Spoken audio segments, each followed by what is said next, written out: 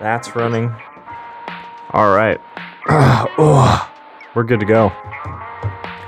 Woo! Are you ready? Yes. All right. Hello and welcome. This is the Nicholas Natali Show. I am your host, Nicholas Natali. Today we have the most special guest of them all, Daniel Kniss and Layla. Yeah.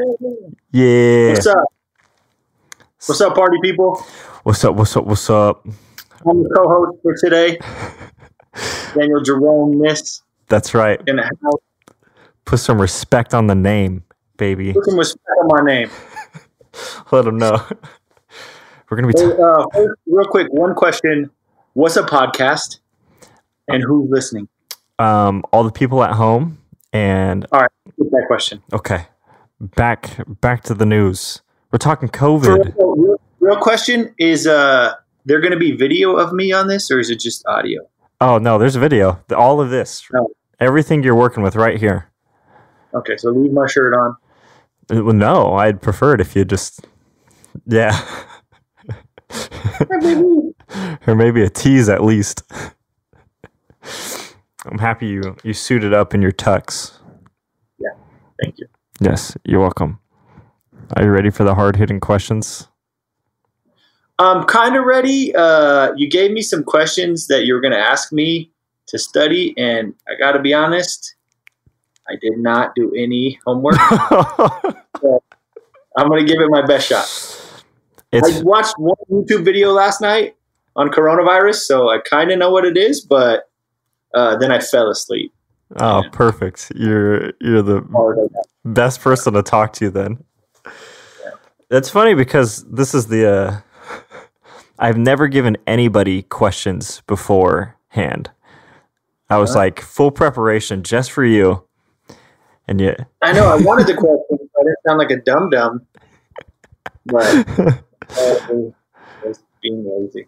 It happens. It's all good. I watched this doctor from New York talk about it for a whole hour. So I'm basically a specialist at this point. Okay. So you probably know as much as I do. I hope not. You're out there. You're battling it. Not personally, but I guess personally, not personally. In person. Yeah. I'm a soldier of God. On the front lines. There's this dude on YouTube called Nurse Ninja or something. Ninja Nurse. Uh-huh. Oh man, that guy, he'll teach you anything you want to know about nursing.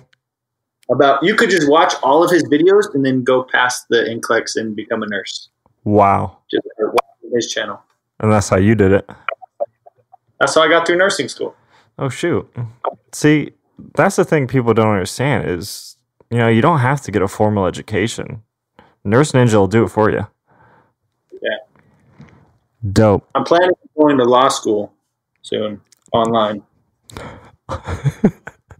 After I've got a Better Call Saul. Yeah. That's next on the list. It's next on the list. I'm curious, have you gotten into the telehealth? We're using it now in the ER. Yes. Oh, really? Mm-hmm.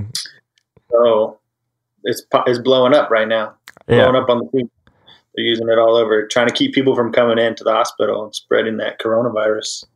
Yeah, that's what I'm saying. I feel like it's got to be popping off right now because people don't want to be interacting in person right now. Uh-huh. Was that common before in the medical industry or no? You can send my avatar into the room to do all my work.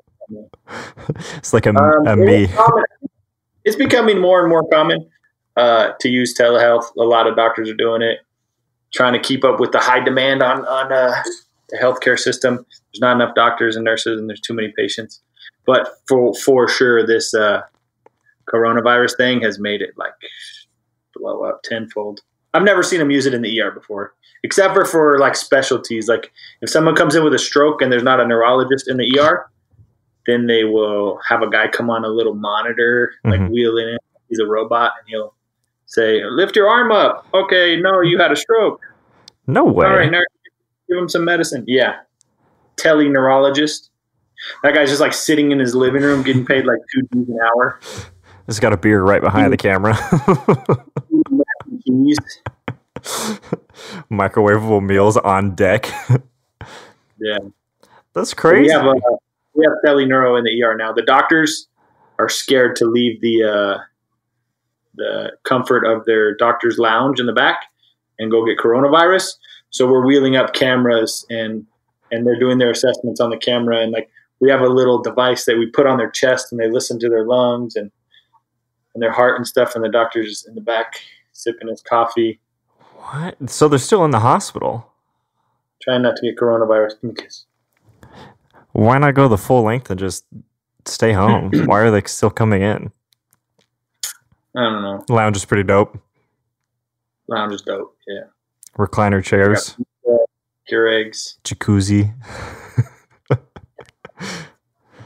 That's funny. So hit me. We can get into that later. Right. That's question 6 on the list you sent me. So I'm going off the dome, brother. I feel like I did a little more research today that I thought was interesting, so I might sprinkle a little, little randos in there. Okay. Little fireballs. I'll make up some stuff. Hopefully nobody listening has any medical training, because then they're going to know that I'm full of crap. But if it's just like a bunch of your retarded friends, they might believe me. You're the most reliable medical source in my life, so I'm actually starting to get concerned at this point. I used to do Kniss physicals in high school. Oh, bro. I would just put in a doctor's name and make up a blood pressure and tell him to feel his own balls and cough. I did a podcast talking about physicals, and I almost mentioned that part, and I wasn't sure if I should have because of legality reasons, but I'm glad it's already coming out. Yeah. A long time ago. Times are different. That's true. All those CIF ones they're gonna look back on and discredit all of them. But you're a pro. It counts. Yeah. Yeah. At something. I've been forging doctor signatures for years. I've been forging mom's signature for even longer. So when I was in 12th grade, I turned in my, paperwork to start the semester school year, and I changed my birthday to 1985. So it said so they thought I was 18. Yeah. And then the first day I turned it in, I signed mom's name. First day of school, I went and signed myself out and said, I got to go home early because if you're 18, you're allowed to sign yourself out. Yeah.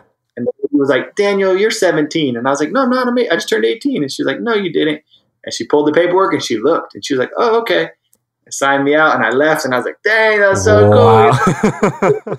My friends were driving out and then mom called me like 30 minutes later.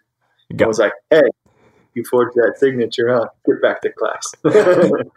Did you have to go back or did she let you keep the falsehood going? I had to go back and apologize. Dang, not only are you busted that you're 17, you're busted that you forged a signature. Yeah. R.I.P. I can't remember getting busted for any of...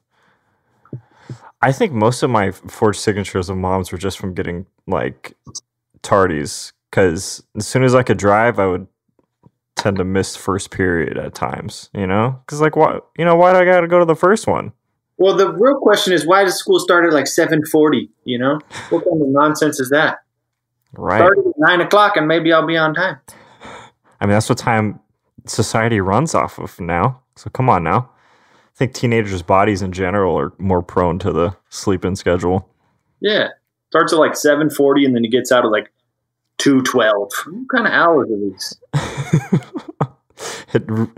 It baffles my mind. I try to think back on how it was this waking up at the same time every single day and how consistent it was. I don't understand that at all. It's so foreign to me now. Oh, because you just sleep in a Suburban and wake up whenever you want and pee your own pants and everything? I pee where I want, I poop where I want, sleep when I want. It's the full American dream. The school system didn't train me on that.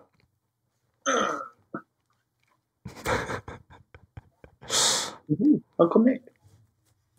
It's Uncle Nick. That's me. All right, man. What's up? You want to know about coronavirus? I do. What is COVID-19? Or So, L-COVID, as the people are like calling El it. Nino back in 2030. Mm-hmm. Yeah, This is the El Nino of our time. Yeah. So apparently, coronavirus. According to WebMD, according to Wikipedia, it's a ton of coronaviruses. There's a bunch. They infect mammals, and we've had some that have like infected humans. The last one was MERS, Middle Eastern Respiratory Distress Syndrome, 2012, 2013, and then before that was SARS, 2004, 2002, or something like that. Those were both similar viruses that were pretty deadly. Like the mortality rate was high, but it only infected like way smaller amount of people, like 8,000 people or something. Only I think 800 died. This one is already like I don't even know what it's at, like 1 million people or something. But it's a virus. Pretty high. They call it a coronavirus because of the way it looks under a microscope. But basically, viruses kind of all function the same way. They somehow infect you, like different routes. It could be like bloodborne STDs. Good thing for you, Nick. This is not a sexually transmitted virus. This one is a respiratory virus, so it's basically getting transported through your respiratory system, like droplet, or it can be airborne. So if you cough or sneeze or touch your saliva or something, and somebody else gets in contact with it, and then they touch their mouth or their nose or their eyes, and it gets in your body, and it's a virus, so it infects a cell, and it takes over, like it reprograms your cells to make more viruses, to replicate itself, and then it causes all kinds of damage when it's doing this. This particular virus is a respiratory virus, so it gets into your respiratory tract somehow, and it infects these like alveoli, little parts of your lungs. And while it's taking over those small cells and replicating itself, it's causing damage and inflammation, and your body's having an immune response. And this is like that's like part of this disease is why it's so bad, is because the immune response is like hyperactive. It's just called like a cytokine storm is what they're calling it. So it's just like mass inflammation in your lungs though. So it's like tearing up these alveoli. The alveoli is a little small part of your lung where the gas exchange happens. So when you breathe in, that's what actually pulls the oxygen into your bloodstream. So it's ruining these cells. So that way you're not able to have proper gas exchange. And that's why people are getting symptoms like cough, shortness of breath, difficulty breathing. And then with any infection, you're going to have a bad fever, or you can have a bad fever. That's one of like the cardinal signs people are coming in with is elevated temperature, and then cough, shortness of breath. Sometimes people are having other symptoms like fatigue, body aches, GI symptoms, upper respiratory symptoms like sore throat, runny nose, stuff like that. But this virus is pretty gnarly, I guess. People keep comparing it to the flu, like, oh, it's just like the flu. It is similar, like flu-like symptoms, but it's a lot more contagious. So more people are catching it, and it's a lot higher mortality rate and morbidity rate. It's pretty bad. I don't want to get it. Doesn't look like fun. The people that I've seen that have it. I think the flu, they say on average you give it, there's like some kind of R number. You give it to like on average one person. Mm-hmm. So like every one person that gets infected can give it to one other person. But this thing is like 2 to 4 people. So you give it to four of your friends, Nick, and then they each give it to 4 of their friends. That's already 16 friends. That's a lot of friends. Yeah. I don't, but for people like us that are young and healthy, not that crazy, but the older you get, it gets a lot more scary. And then if you have comorbidities like cardiovascular problems or lung problems or immune system issues, then you're screwed. You're done for. Done. So. I feel like I've been. If that explained it at all for you, if you understand it now, but I does. Just kind of rambled for a minute. I need a lot of that. I need you to just dump your knowledge onto me because I'm trying to. Out. No. Oh. Nope. Just straight through. just all dialogue. Raw. Like a Tarantino film. Okay. Next question. Basically. Next question. I've been seeing that this disease is not what is the right word? It doesn't care who you are. It does all ages outside of 0 to 14 years old. Everybody can get it. It's not like it's just for old people, which I think was a narrative that was being spun early on. Yeah, definitely. That was like the early reports from China. Those commies. They weren't giving out the proper data, or it might just be the fact that they have a different population and they're like genetically different. And it was affecting them differently. But from what we've seen in the rest of the world in the United States, it can affect everybody. It can infect kids, babies. I think like a neonate died, like some baby that was like 10 days old or something. Yeah. But for like the majority of people that are under like 30 years old, it's not affecting them very, very hard. Most people are having mild symptoms or no symptoms at all. But you can still get infected. And that's the problem is like there's dum-dums in Florida that are on spring break and they're like, oh, whatever. If I get it, I get it. I'm still going to party. Like, that's cool. You'll probably be fine. But when spring break's over and you go home to your back to your parents' house, or you go visit your grandma, or I was gonna say, yeah, whatever, your cougar girlfriend, and they catch it, they might not be so lucky, and then you all get it, and you're just gonna keep spreading it everywhere. Yeah, it's like at Coachella last year. Remember, like they said, like 1 in 4 people got herpes. Remember that? My gosh, yeah, I do remember that. When you were at Coachella, you remember that? I mean, I don't remember it like I mean, let's talk about the transmission then. So if I got this banging cougar girlfriend of mine, how can I not transmit it to her? I guess I should say, how can anybody in general be proactive and not, spread this thing? Yeah. The main thing is wash your hands. That's how most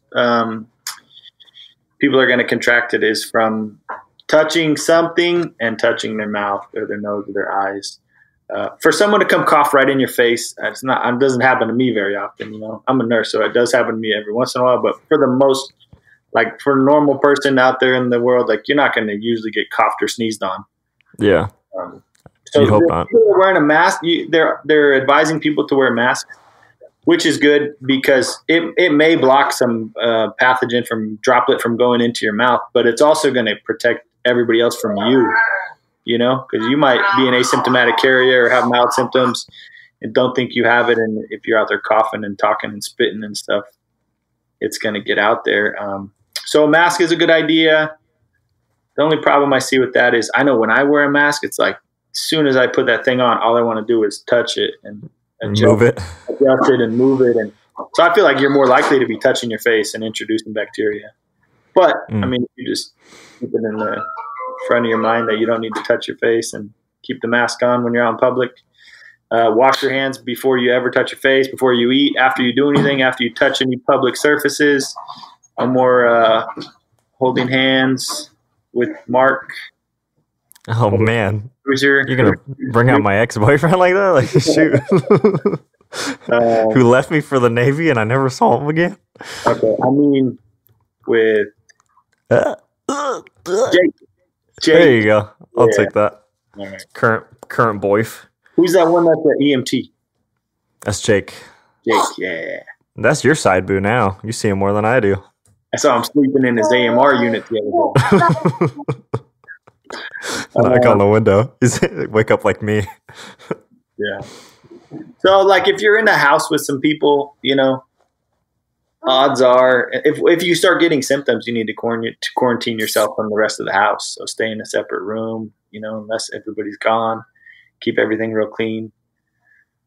But the people you come in contact with or you live with, like, you guys are probably all fine to be in there in rooms together. It's just out in public. The grocery store, that's where everybody's going to get it, trying to buy toilet paper. Yeah, fighting for it. Yeah. These are the things, this is what I've been hearing.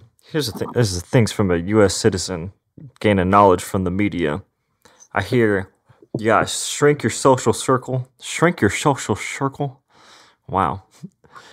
So you don't see as many people, I guess. So it's less likely to transmit it. But the other thing I hear is, or at least what I kind of read, is like healthcare professionals that are washing their hands and not touching their face. Like the chances of getting it are very slim if you're following the right precautions. So to me, it seems almost as straightforward as don't touch your face, wash your hands, don't be all over the place chatting it up with people. So I've heard this, and Dr. Tedros, that World Health Organization doctor, and the CDC are all saying that it's droplet precautions. So that's pretty much it. You know, unless someone coughs on you, you're gonna get it from touching stuff. They say that there's like a fecal oral transmission too, possibly. So that's like if someone doesn't wipe their ass or doesn't wash their hands after they wipe their ass and preparing your food or something like that, you can get it. But That's most disgusting. But I'm not buying it because they say it's droplet precautions unless certain circumstances can make it airborne precautions. Airborne precautions means that I can cough and that virus gets out and just floats in the air for X amount of time. They're saying this can be 3 hours. So if I'm in my room coughing and, you know, nobody's in here with me, and then you walk in 10, 15, 20, 30 minutes later and you breathe it in, you can potentially get it. So I've never, ever heard of this in my 8 years of being a nurse or, you know, being an EMT before that, of something being airborne and droplet. It's usually whichever one's worse, that's what they categorize it as.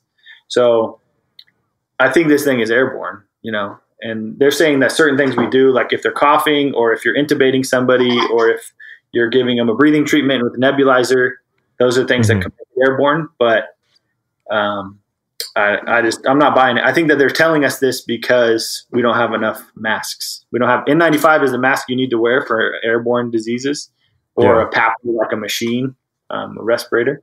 And we don't have enough. So I think that they just like pulled that out of their ass and they just made that up. Like, oh, well, if they're coughing, then maybe put one on, or if intubating them, then. But if not, just wear your bandana. You'll be fine.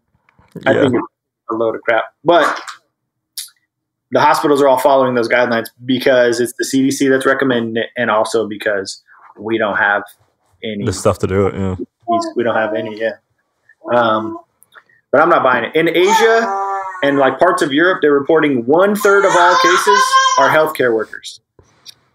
Oh, really? 1/3 in Asia for sure. In China, they said 1/3 of all their confirmed cases were healthcare workers.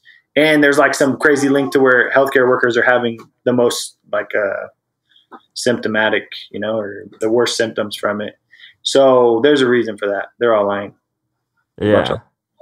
They were saying the people that get it in the healthcare community are getting it the worst. Like they're getting it bad. So yeah, I don't know. That's interesting. That are in the hospital right now. One guy's in his 30s, one guy's in his 40s. And they're both on ventilators. Dang. You're put on a ventilator, like your mortality rate is not good. Like I thought is that common? I thought that was almost in the process. Like, no, tell me if this is wrong. Okay, go ahead. Hit me. Well, I was just gonna say the first like 1 to 3 days is fever, cough, body aches, sore throat, and then 3 to 7 days it starts to get pretty bad. And if you're on your 7th day and you're starting to get real shortness of breath, they put you on a ventilator for a few days, and then you're starting to be in the recovery phase after that. Hit me. How does it what are the symptoms like, and how do you take care of them? Most people, like, it's basically based off your age group and your morbidity, your comorbidities. Majority of people are going to have mild symptoms, so it's either asymptomatic, you're not going to have any symptoms, which sucks because then you can still be contagious and you don't even know. You know, you can still be giving it to people. Yeah. It's good for you because you don't have any symptoms. Or you can have mild symptoms, fever, cough, sore throat, body aches, stuff like that. And most people get better after that. And a few people, so they call it, where it turns into the SARS, severe acute respiratory distress syndrome. That's when it's like what I was talking about, where it's attacking your alveoli and it's just it's basically just like bursting them. And so they're no longer working. They're flooded with fluid in there from your immune response, and then it goes into respiratory failure. So once you're in respiratory failure, severe respiratory distress, that's when you get put on a ventilator. So at that point, you're like a critically ill person. You're going to the ICU. That's basically life support. You're on life support. That machine is breathing for you because you're not, getting enough. You're not exchanging enough oxygen in those damaged lungs to live on your own. So they have to pump a bunch of air into you. They have to keep the pressures up really high to try to inflate those lungs back up.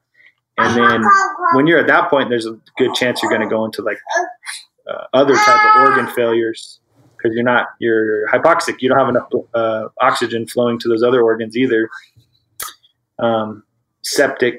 Becomes septic very easily, and people are getting like super infections. You have a bunch of fluid in your lungs, so you have viral pneumonia, and then all that fluid and terrible stuff that's going on, you have a good chance of getting a bacterial pneumonia on top of that. So you have 2 shitty pneumonias, you have multi-organ failure, you're on a ventilator.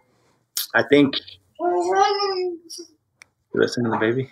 Mm-hmm. If you're intubated, it's not a good sign. It's definitely not like the normal progression of this disease. Those are the people who are getting severely ill. So a lot of people are needing like supplemental oxygen.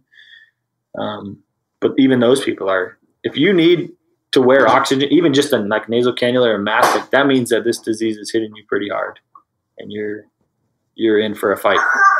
My friend who is a nurse that I work with, he's 48. He is diabetic.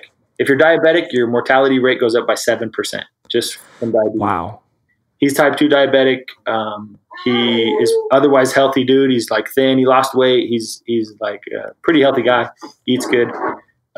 He got sick. He came in. I swabbed him. He said he felt terrible. He had body aches. I swabbed him, sent it off. He got his results the next day. He's positive. He like 2 or 3 days later, I checked up on him. He said he was feeling terrible at home. A day or so after that, he came into the hospital. His oxygen was low, so they put him on oxygen. They started giving him that Plaquenil, that hydrochloroquine, and zithromycin and some other stuff. And he started to feel better. And then like 2-3 days into his admission, he couldn't breathe, got intubated. He's been on the vent for over a week now. So, oh, balls. Yeah, I didn't know what's going to happen.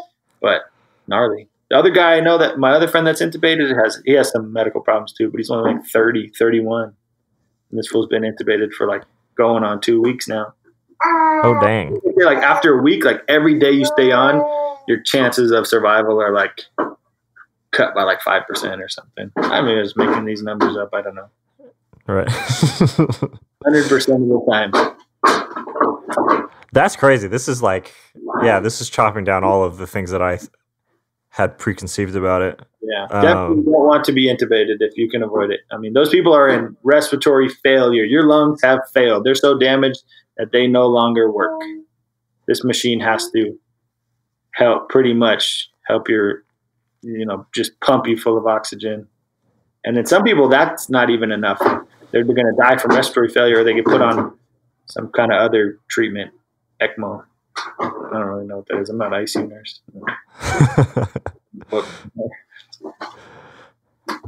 That's crazy, man. So that's not standard. I'm baffled by all of that, honestly.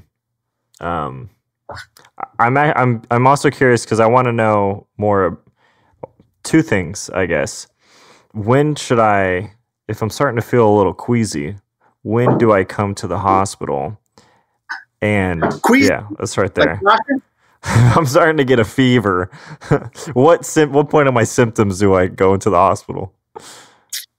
So basically, you don't go to the hospital until you have severe symptoms. Right now, they're setting up a lot of testing centers, and supposedly more tests are coming. So go to a testing center. If your only symptom is fever, take Tylenol, stay home, call your doctor. Mm-hmm. And if you don't have a doctor, you can call the ER. Don't just show up in the ER. If you think you have COVID-19, do not just show up in the ER unless you feel like you can't breathe and you're going to die if you don't come. Yeah. But even if that's the case, then call 911 and tell them on the phone, like, hey, I think I have coronavirus and I can't breathe, so that people are prepared when you show up. If you call the hospital, if you call your doctor, they might just treat you over the phone, like with the telemedicine. They might ask you your symptoms or Skype you or whatever, and maybe call you in a prescription or tell you to take Tylenol. They'll tell you things to watch for. They'll coach you through it.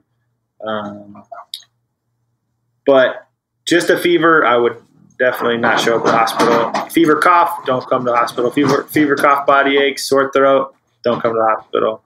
Call. If you can't get a hold of anybody, then you can come to the ER or something if you really need to. Or if you're short of breath. Difficulty breathing is like the main reason why, people should come in with this.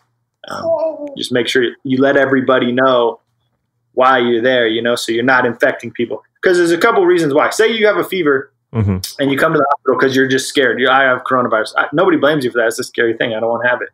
But what if you have the flu, the regular flu, and you go sit in the ER lobby next to a bunch of other people who think they have the coronavirus, and one of them really does, Yeah. And then all of a sudden you get in there for the flu, and you're immune suppressed because your body's already trying to fight off this other infection that you have.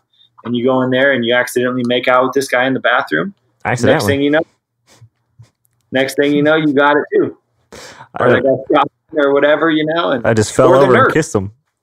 I think us nurses here, this is going to be the main thing. That's probably what's going on all over the world too. Is like we're super infectors, I think is what they called it, or something like that. Because a lot of us probably have it, and are asymptomatic or have mild symptoms and still came to work. And you're going to come in there and tell me all of your problems, and I'm going to be your nurse and give you a little hug and give you some medicine in a cup and come talk to you face to face and give it to you. The hospital is the last place you want to be if you can avoid it right now. Yeah. We had a lady come in last week and she said she was pregnant and she was having like cramps or something. And she comes in, we ask everybody, do you have fever, cough, shortness of breath? Have you been in contact with anybody with coronavirus? Have you been to any of these certain areas in the world right now? And she says no. And then she gets back there. She sees it. She gets checked in, goes to triage, sees some people, goes to the back, sees a nurse, comes to the back. Then the doctor comes, talks to her. And then after she sees like 10 people, she says, also, I'm scared to have coronavirus because my husband has it. And I got tested yesterday, but my results aren't in. But I was just too scared to tell you guys because I thought you wouldn't let me come into the ER. So I was like, bitch, now you came and give it to everybody just because you're stupid. Like, we still would have let you in. You just have to tell us the truth, so we could have been prepared and put masks on and stuff. Yeah. Don't be like that lady. Do not be like that lady. What a dumb idiot. What a moron. A stupid dunce, honestly. The other thing I think is kind of happening from what I'm seeing is people are, I don't know what the right word is. Like, I understand in some communities that testing is not as available as others, but it's almost like everybody feels the need to be tested.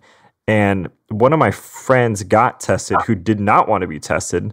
They for whatever reason, he was forced to be tested. I don't remember the circumstances exactly, but he said it was miserable. Like, you're sticking something down somebody's throat and scraping the back of their throat and then sticking something into their nose and scraping the top of their nose, right? He said blood came out of his nose. Like, what is this test really like? So I got tested last week, actually. Oh balls. They called me and said, my patient tested positive that I was taking care of, whatever. Are you having symptoms? And I was having a cough, but it was from huffing paint. No, I'm just kidding. I wasn't huffing paint. I was painting my house, and I didn't have a mask because all these bastards bought all the N95s at Home Depot. Yeah. So I didn't have a mask. I painted my whole house, and then I got a cough, but I think it's from breathing that paint in. Yeah. So I was like, yeah, I have a cough. And they're like, all right, you need to come in and get tested. It's pretty terrible. I've tested a ton of people now, and I was just like, oh, shut up, you pussy. Yeah. He did it to me, and I was like, oh, my God, this is what I've been doing to people. You open your mouth, and a guy shoves this Q-tip that's like 8 inches long or something in the back of your throat, and he swabs your throat a little bit. Ugh. And then he shoves it up your nose, the same Q-tip. You shove it up your nose, and it goes all the way back to where you can kind of feel it like in the back of your throat. Oh, my gosh. And it doesn't go easy either. It's like they got to kind of push it. The boogers. And then they twist it back and forth to kind of try to swab the area.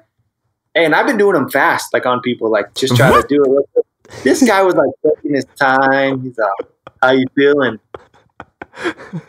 When he pulled it out, it hurt. It wasn't fun. Yeah, but they have ways of testing. Supposedly now, where I work, they have a 15-minute test, which is a swab. They also have sputum tests. You could spit in a cup, like Hakalugi, and now they have some blood tests, and they have the antibody test. So that can, if you've had it in the past, this will tell us. Like, say you don't have symptoms anymore, you've already recovered. Yeah, you can go take a blood test, and they'll tell you if you have the antibodies. Jeez, yeah. That test sounds like it blows real bad. That's enough. That test alone is enough for me to want to just stay inside. If I'm being perfectly honest. So what do I do with my friends now? Yeah, it was not. If I'm like, well, you're supposed to stay quarantined, right? So just stay in your house. You know, if you go hang out with your friends, I got to be honest. I've gone to my friends' houses and done some stuff. Went golfing the other day with Dylan, and went to Jeff's house and built a gate. Nice. But I just stay away from them. You know, I just don't get close and wash your hands. Yeah. Wear a mask if you're coughing. Yeah. But yeah. So that's just. I don't know. How long are we supposed to do this? Stay quarantined. It's crazy. They said that it's supposed to, like, just to prevent it from the spike getting so high that it overwhelms the healthcare system. Because that's actually why a lot of people died, like in Italy. Most likely was because, I mean, they obviously had the coronavirus and they were really sick. But some of those people probably could have lived. But they literally didn't have enough ventilators to put people on. You know, like they didn't have enough staff to take care of these people. Like, you don't want to go to the hospital when it's conditions like that. You know, like if you go into the hospital now in California, you got a way better shot at survival because we have like flattened that curve to where we don't have, our system isn't overwhelmed like those places or like New York, you know? Yeah. What are your thoughts on, because I kind of agree with this notion too, that we're going to flatten the curve and there's going to be some sort of like, all right, let's try to get back to normalcy, like slowly, and continue social distancing to, you know, but things are going to start get moving again. And then people are going to be like, it's not that big of a deal. And then there's going to be a second spike, a second wave of this. Do you have any thoughts on the wave or how long and all that stuff? Yeah. Well, they're actually saying that this might be like turn into like a seasonal flu, you know, like it's probably not going to go away and just like be gone, you know, like it's infected so many people that it's going to probably be, get out of here. What are you doing? It's probably going to be hard to, you know, completely eradicate this thing like they did with Ebola. But, yeah, there'll probably be some more spikes, you know, throughout the year. And then hopefully by next year, sometime they can have a vaccine or at least a treatment, you know. There's already a bunch of medications that are like promising treatments for this.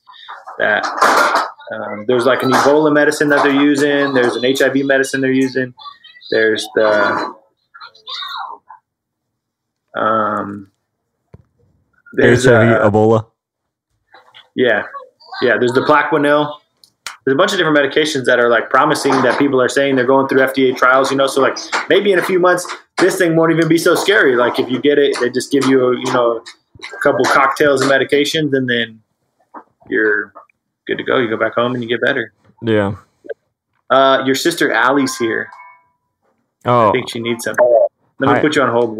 You can't hold a podcast. Are you kidding me? No, fine. Just put me on hold. No, come with me. Come on, baby. Oh, this is nuts. This is a podcast on the road. Oh, she's here. Hold on. Hey, we're on a podcast. Hey, it's me, your sister. What's up? You should come see the house tomorrow. This computer is going to die anyway.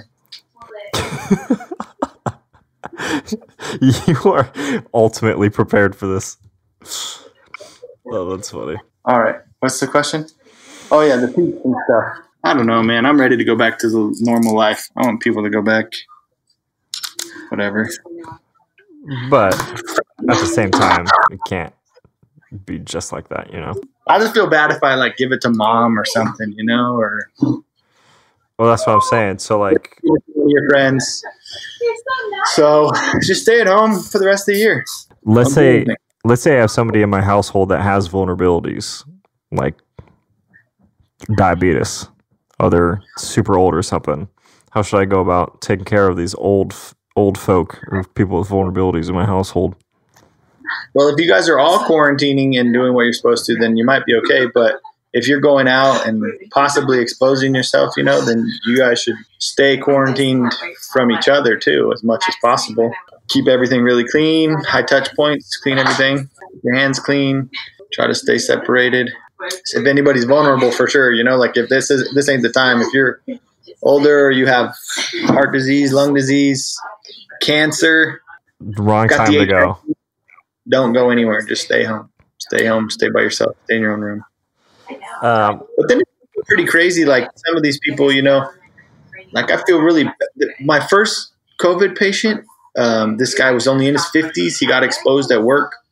They called him and said, "Your whatever coworker has it. Go get tested." He called his doctor. He did it right. They tested him and told him to stay home. That was when it was the beginning. That was when the tests were taking like 5 days or something to come back. Yeah. Told him to stay home unless you started getting worse. And then he came in like 3 days later, way worse, just like looked like his O2 sat was 80. So normal O2 sat is like above 90, 94. This guy's sat was like 80. So that's pretty terrible. Like when someone comes in and their oxygen's in the 80s, it's not good.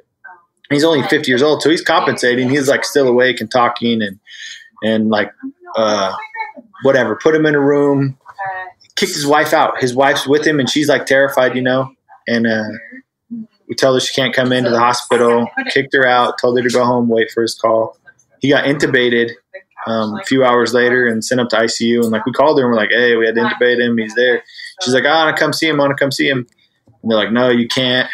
I guess now maybe they're letting people, but she had to stay home for this. This fool's intubated. He's in a, you know, medically induced coma, whatever you want to call it, sedated, and just getting worse and worse, you know.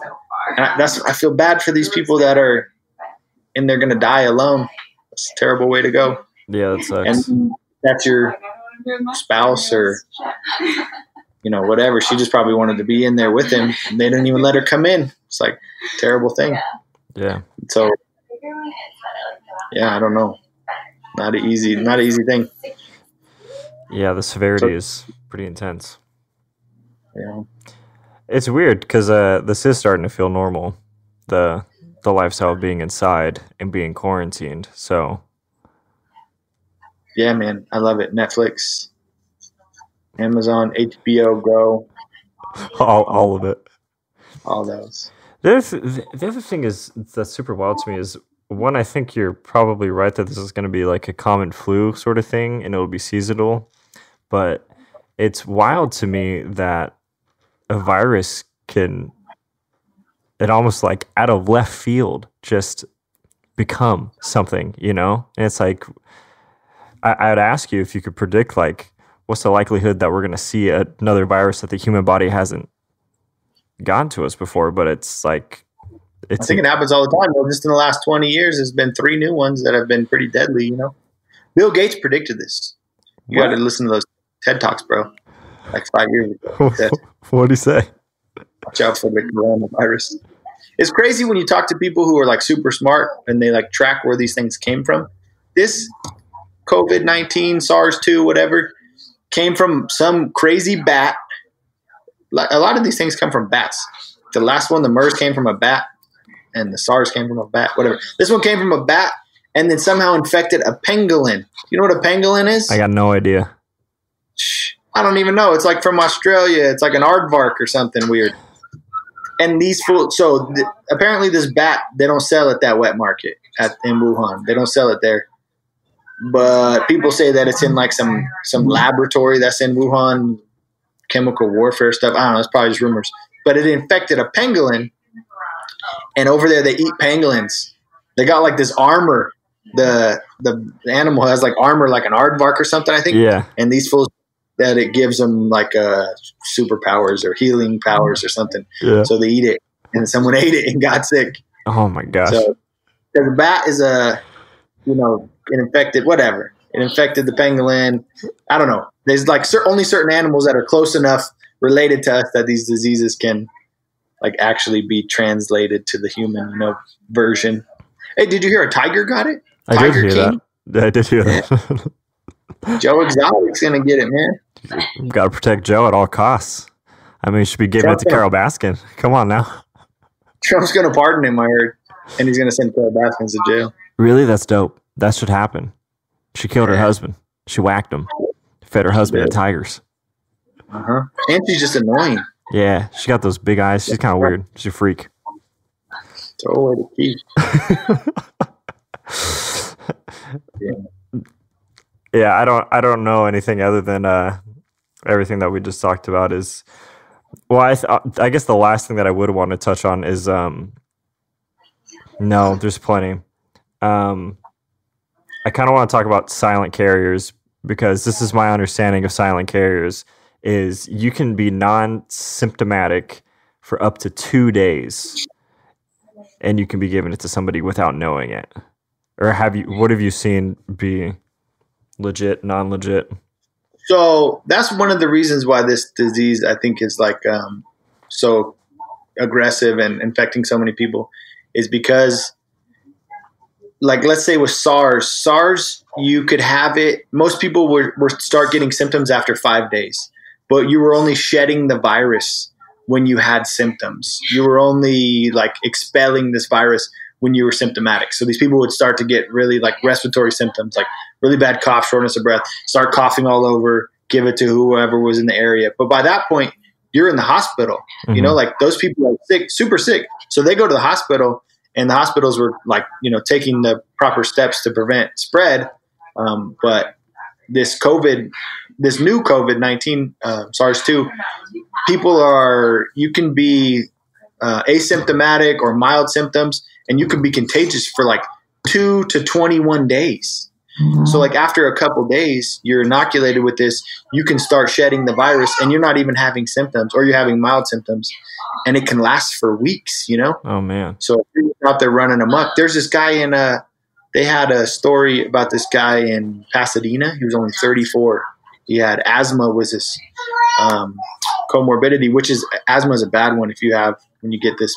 It's like with asthma, you already have a lot of inflammation, and then with all of that inflammation that this virus causes, it's like hard to get over. Yeah. But this kid went to Florida for work and stayed an extra day to go to Disney World and got sick like the last day at work. But, he wanted to go to Disney World still. So he went and he's coughing and coughing.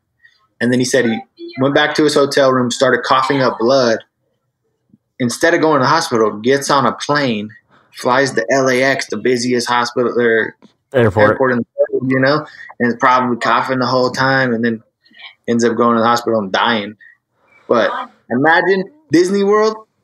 How many people probably got it from that, or on the plane? Like, what if you had to sit next to that guy? That sucks. Yeah, sad that he passed away, but it still sucks for all those other people on the plane. Yeah, that got every single symptom that he had a few days later. That blows. All right. So we talked about the medical side of basically everything. Maybe people are feeling this way too, but for me, I'm like, I don't really even know how to help. How can we help our local communities? What's the best thing we can do? Is there anything more than just being quarantined? I don't know, man. That's a good question. A lot of people are doing like really cool stuff. A lot of people are bringing in supplies to the hospitals. Like Harbor Freight donated all their N95s, which is cool, Yeah. And their gloves. People are making masks. Like my mom, our mom, Linda, shout outs. Gang. She said her friend was making masks. Do you want any? And I was like, no, that's stupid. I'm using hospital masks. Like, I'm not using a cloth mask. That was like 2 weeks ago. And now we don't have any masks. I'm like, hey, I need a couple masks. So people are doing that kind of stuff, which is cool. I've seen people making the face masks. But that's only like a small part of the problem. There's a lot of other people that are suffering. Like I feel bad for these people that live on their own, and they just have to live by themselves. Like, you got to keep in contact with people in your community and your, people in your family, and make sure that everybody's doing okay, and just do what you can. Like, people are bringing groceries and shopping for old people and doing all kinds of cool stuff to help. But I don't know. No, it's tough. Get creative, figure something out. There's always something you can do, even if it's just going and checking on someone and being nice, or calling somebody that is probably alone. Or imagine if you got this. Like, it's scary. It's a scary thing to get it. Imagine if you got this and you got to go. The doctor tells you to go home, and you got to sit there by yourself and think oh shit, I'm gonna die here by myself. Yeah. You don't have family, or your family lives far, or something. That's a scary thing. Yeah. Feel bad for people. So get creative, Nick. Figure out a way to help. I will. For people in San Diego, I'll put it in the show notes. But the Rock Church, you can text info to their number, and they're rehabilitating masks, and they got to figure it out to where it's legit. I don't know, but you could go volunteer your time to rehabilitate some masks. And I've heard that some people are donating to food banks and stuff, but I think you're right about the social aspect. Somebody submitted a question and asked, is there anything you can do to self-treat loneliness in this time? Because I do think, like you're saying, there's a lot of people that are chilling at home alone. Yeah, man, that's a good question. I think what you're saying, there's a lot of places like that are still going strong, like the churches and food banks and stuff.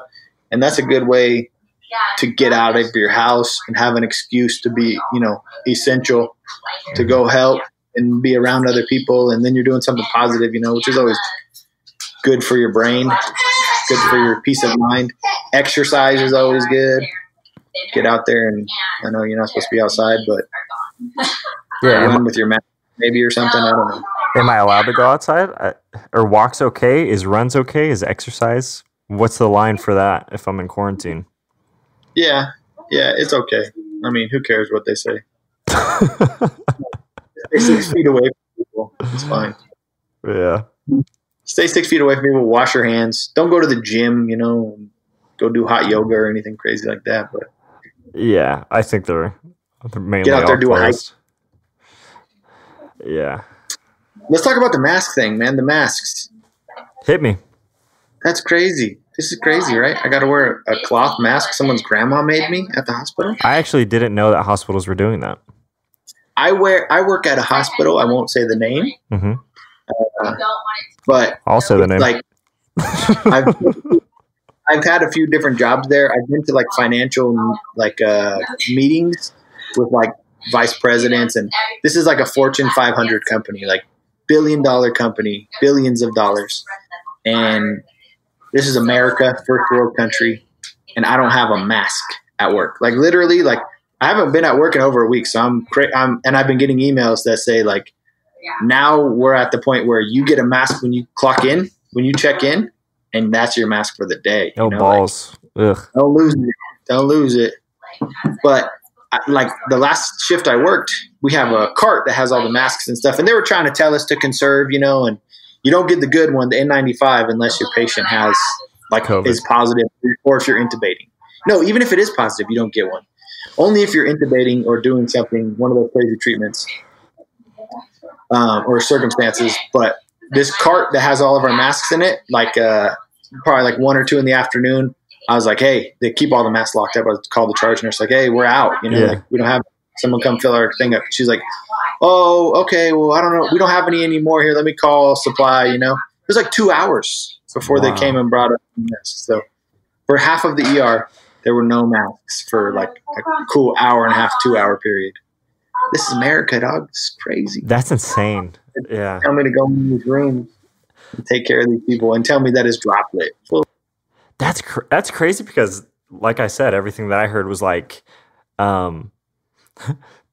people don't need a mask at home. They, you know what I mean? Don't up to the hospitals and stuff. And they're also saying that cloth for hospital masks are not the best way to go because obviously they're not N95s. I guess we that's were the telling same. us that in the beginning.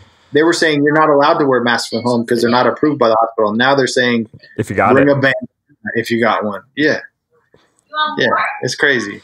I'm kind of with the thing not wearing a mask. I haven't been wearing one at home or out in public. Like I just keep my distance and don't touch my face. But if I'm in a room with somebody who's sick enough to be in the hospital in the ER, then and like I don't even know how many patients we've had that are positive. Like so many people are coming in with the same exact symptoms. Like it's no coincidence that all these people have fever, cough, shortness of breath, and look like they're dying. Like they all have the same look. Their O2 sats are low. Like you're telling me to go into that room with this surgical mask on when the doctor won't even come out of his lounge to see the patient. The ICU doctors are coming down, the internal medicine doctors, and are looking at the patient from outside the room through the glass. Like, okay, yeah, he looks like shit. All right. And then just like walks out and like puts the orders in. Like they're not even going in the rooms. Yes. Because they know that it's a load of crap, that it's droplet precaution. Like, there's no way. If you look at the rest of the country, the rest of the world, like the places where they make the PPEs, like in those Asian countries, like those fools are geared up. South Korea is geared up. They got like space suits on, and they said the infection rate for healthcare workers is like almost non-existent. It's like 5% or less or something of all cases. They got it down. Yeah. Shoot, we need to get some astronaut suits. That's for sure. We need to get like a little factory going, bro. We can make some money. That's what I'm saying. It's not a bad idea. It's that's the thing that's crazy to me too, because it's like things are out of supplies, and I'm like, well, usually we just manufacture them in China, but it's like, well, now we can't be doing that. So when we're out, we're out. Alibaba Express is closed down, man. I know, dude. It's so funny because I was so into drop shipping 2 months ago, and I was studying it so hard, and then this happens, and I'm like, I got nothing. There's no way I can get anything from China over here. I'm still waiting for my Burb Life polo, man. Dog, it's coming. It's coming, bro.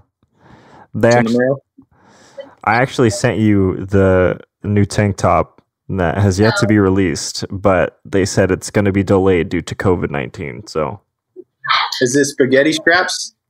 For you, yeah. Not for everybody else. It's a mankini. Cool. Hey. Did I get the polo? Only because you're asking me on the podcast. Yeah, you can get the polo too. I want to talk about cross contamination because cross-faded on gloves, and then it's like that's the other thing. That's the other problem. Big problem with this PPE scandal. This is a scandal. Hit me right to Congressman. All these there's these accrediting agencies like JACO or the ERN. Who accredit hospitals, and like their job is to protect the public from healthcare workers. It's not to protect the healthcare worker. It's not that they're saying I don't have that's OSHA that says that my job's not safe for me. But like they're so quick to come in all year round and say everything that we're doing wrong, and they haven't shown their face once since this stuff started. And it's cool for me to wear the same dirty COVID mask and same gown that I've been wearing all day that obviously has shit on it. That's why I'm wearing it into multiple rooms. Like you come in for something else, I'm going to give you COVID. Yeah, for sure. It's ridiculous. I think when it's all said and done, there's going to be some people that are in trouble or some people that get paid. That's for sure. Hey, because like if you're a healthcare worker and they're sending you in there and you come down with this, and God forbid you have a bad outcome or you have to miss work for a long time or something, like I think they should be responsible for it.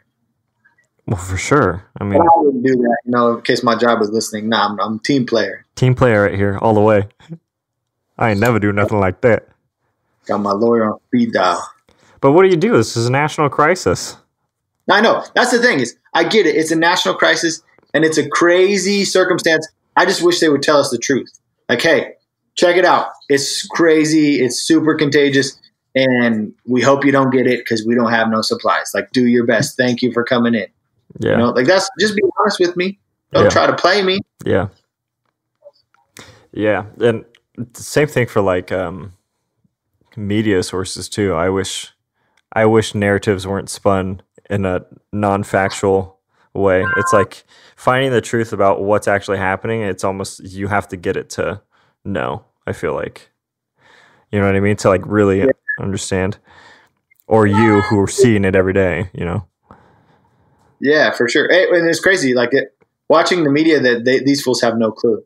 You know, like Governor Cuomo, he sounds like he kind of gets that it's a shit show, but nobody else, like Trump saying that, we mailed out 100 million N95s this week, and we mailed out, and this many more are coming next week. And there's plenty of tests available. Like, fool, I don't got no mask, and people are waiting 8 days for the test. You are, I don't know where they're coming from. It's not Southern California. Yeah.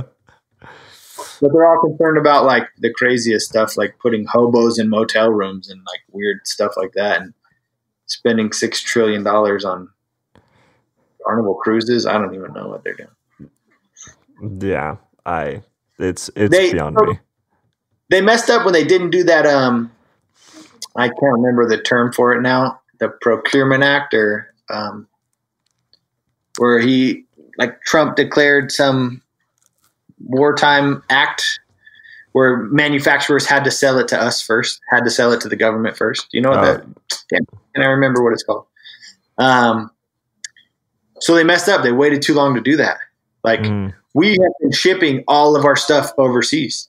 Like 3M said on the news that they haven't been filling any of our local orders for masks to Italy because first, right? We've been getting outbid. And they're sending them to Saudi Arabia or something because those fools are paying like 10, 20 times what it's worth. But apparently they did some type of legislation where these companies have to sell it to America first. So hopefully that'll do something, but I don't know. Yeah, it's tough to say.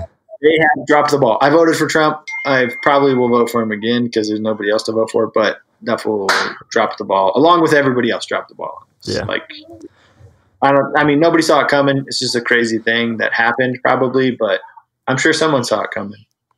I mean, you made it sound like Bill Gates saw it coming. Bill Gates saw it coming. And also those senators, you hear about those senators? There's like 5 of them. The lady from California, Feinstein, Burr, and some other white girl from Georgia and some other people. They're in the Senate Intelligence Committee, so they get briefed on everything important going on in the world all the time, like once a week or something. Yeah. They leave their meeting. All of them sell off their stock portfolios after this meeting. This lady sells like $19 million in stocks, and she had like $2 million in Boeing. She sells everything off.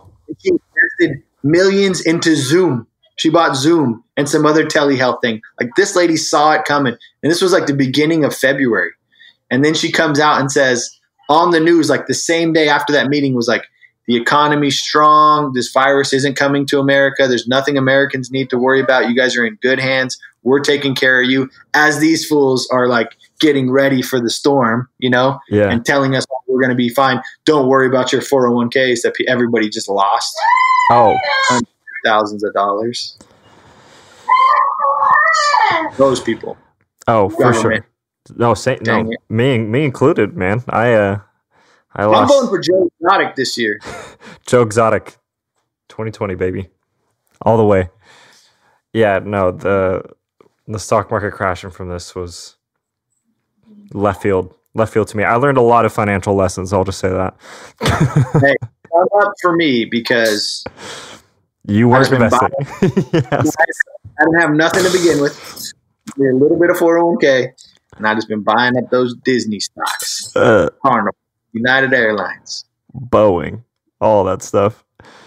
Yeah, I learned that you should always have some money on the side to invest, just in case. Keep some in your mattress, Mr. Krabs style. Hard lesson to learn, honestly. So wait, cross contamination, cross-faded. It's happening. It's not happening. What's going on? These people with gloves. Because I don't know if there's any science to it, or if there's any confirmed cases, but I guarantee you it's happening. I guarantee you, if I had to bet, all of my 4 stocks that I bought this week, nice, on whether someone had walked into the hospital without corona and got it there and, got sick, it's 100% it's happening. Yeah. Nurses, patients, doctors. Yeah. Everybody. Nobody's safe. It's a cesspool up in there. It's a big old cesspool filled COVID. gangbang. Yeah, COVID. Gross.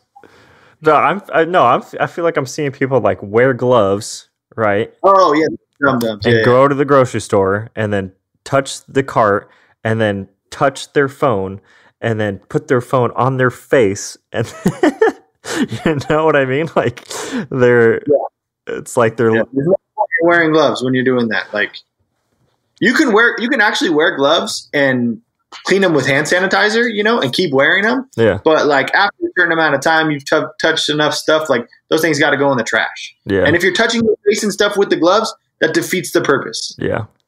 The gloves are to wear when you're touching something soiled and then discard. Yep. And what's really pissing me off is that I've been seeing gloves everywhere, like all over the ground outside the grocery store, all over the hospital parking lot. It's like, you guys are assholes leaving your dirty COVID gloves all over for someone else to pick up. Yeah. Guaranteed. Yeah. I'm sick of it. I'm sick of all these people. Shout out to Costco.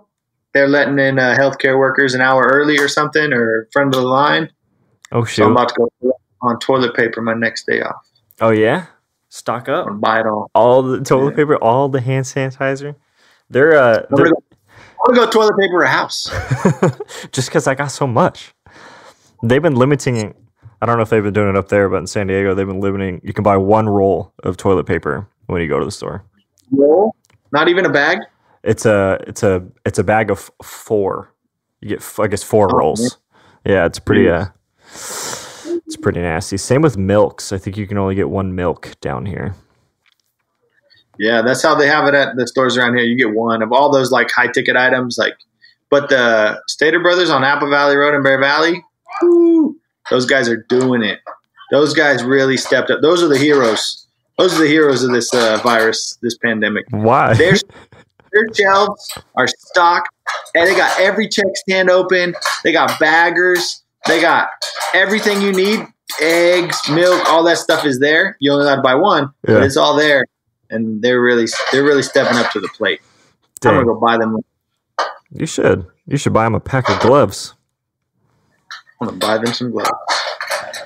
Yeah, I've been seeing that. Anybody out in the town that's serving the community, the baggers, the delivery men, is a mailman different than a delivery man? Yeah, a mailman, postman, all them folk, all them folk, they're heroes. Yeah. In addition to the healthcare. Hey, and the DoorDash and Uber Eats and those fools. That's what I'm saying. Should I really like checkers? I feel like nurses and doctors are getting a lot of gratitude, which is cool. Like we're doing some dirty work right now, but those checkers and baggers and a lot of like people like cart pushers and stuff are out there risking it. And getting paid probably minimum wage, Some of them getting paid like, what, $10, $15 or something? Yeah. That's rough. It is rough. Making the ultimate sacrifice for the greater good. Honestly, tell your delivery man to put your food outside of your door. Don't touch your delivery men. Don't high-five them when you get your food. Rule number 1. Unless you're going to give them a tip, $5.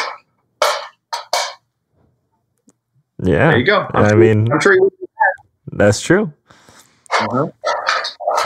Any other last practical tips for the people back home?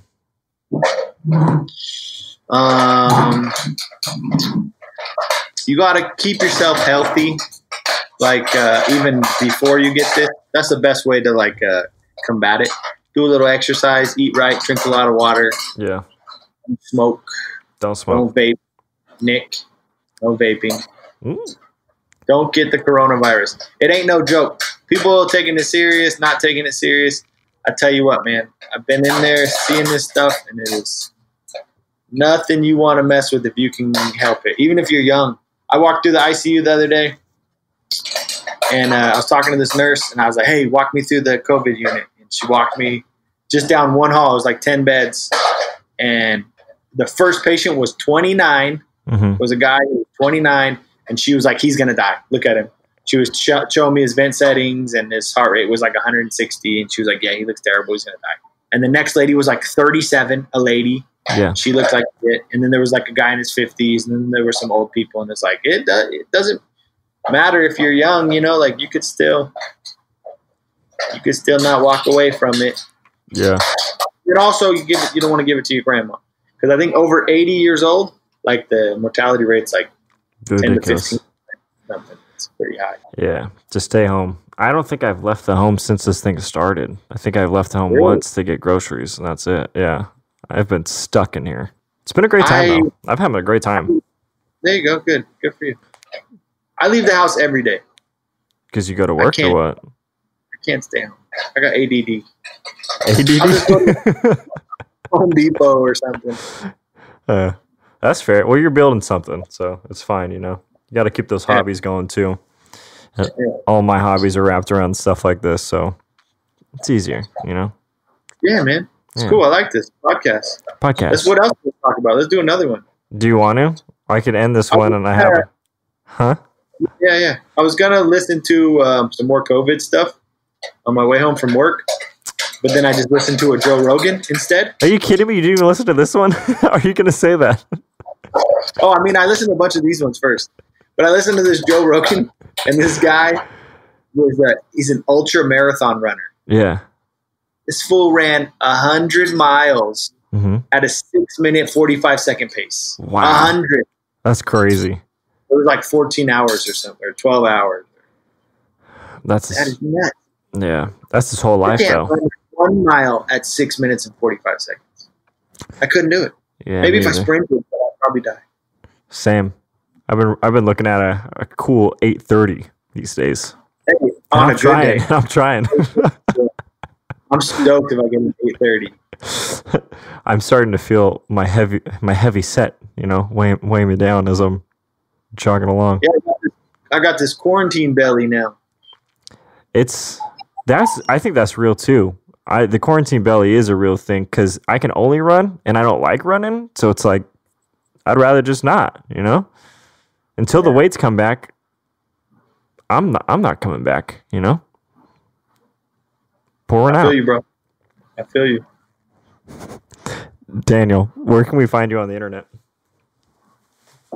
You can check out my YouTube channel or my Facebook. I'm not on none of those things, man. You can check me out on the podcast, nicknatalishow.com. Pretty close, yeah, that's it. I got a bone to pick with you, actually. Me? Yeah. What? You were in a magazine, and they asked you all about living in a suburban, and you said, oh, yeah, I wanted to live in a suburban to pay off my debts, and I built this thing from the ground up. I didn't say that. I didn't say that, bro. And that stupid suburban was parked in my backyard for like a year, bro. As we worked on that thing. And I was out there killing all the rats that were living inside of it, pumping up the tires every time they went flat, putting a new battery in, charging the battery, and I didn't even get one hashtag shout out. I've been giving you so many shout outs since the dawn of the birth of the burb life, since the origin. And I made up for it. There's another magazine coming out in 4 days. Your name's in it. Yeah. But they're talking about the podcast. We're not talking about the burb. So I guess this is perfect timing having you on. Yep. It's meant to be.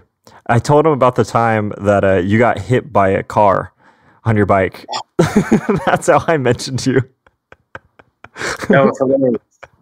It said, what's one of your fondest childhood memories? And I said, well, my brother got hit by a car.